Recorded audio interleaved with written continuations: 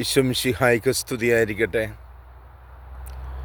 ക്രിസ്തുവിൽ എനിക്ക് എത്രയും സ്നേഹം നിറഞ്ഞ സഹോദരങ്ങളെ, നമ്മുടെ ഇന്നത്തെ സുവിശേഷ വിചിന്തനം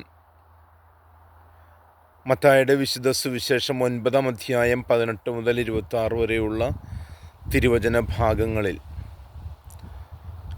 ഇതാ തൻ്റെ രോഗിയായിരിക്കുന്ന മകളെ സുഖപ്പെടുത്തുവാനായിട്ട് ഈശോയോട് ആവശ്യപ്പെടുന്ന ഒരു പിതാവ്.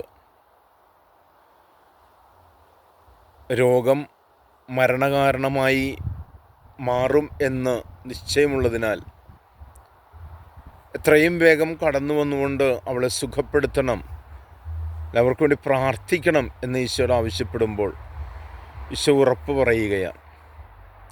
ഈശോയുടെ സുവിശേഷ യാത്രയിൽ അതേപോലെ തന്നെ 12 വർഷത്തോളം രക്തസ്രാവം എന്ന രോഗത്താൽ പീഡ അനുഭവിച്ചിരുന്ന ഒരു സ്ത്രീ ജനക്കൂട്ടത്തിനിടയിലൂടെ കടന്നു വന്ന് ഈശോയെ ഒന്ന് സ്പർശിച്ച് അവൻ്റെ വസ്ത്രാഞ്ചലത്തിലൊന്ന് സ്പർശിക്കാൻ ഇടവന്നാൽ തന്നെ രോഗസൗഖ്യം പ്രാപിക്കുമെന്ന് വിശ്വസിച്ച ആ സ്ത്രീ, അതെ, സകലതും സാധ്യമാകുന്നവനിലേക്ക് കടന്നു വന്നുകൊണ്ട് അവൻ സൗഖ്യം പ്രാപിക്കുന്നു.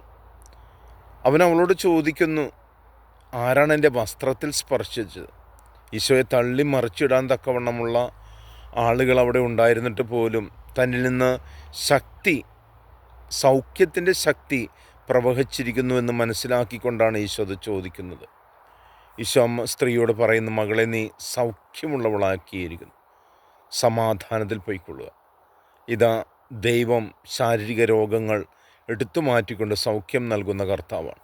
അവിടുത്തെ തിരുവചനത്തിലും വിശുദ്ധ കുർബാനയിലും ആശ്രയിച്ചുകൊണ്ട് നമ്മുടെ ജീവിതയാത്ര തുടരാം. പരിശുദ്ധാത്മാവ് നിങ്ങളെ ശക്തിപ്പെടുത്തട്ടെ. ആമേൻ.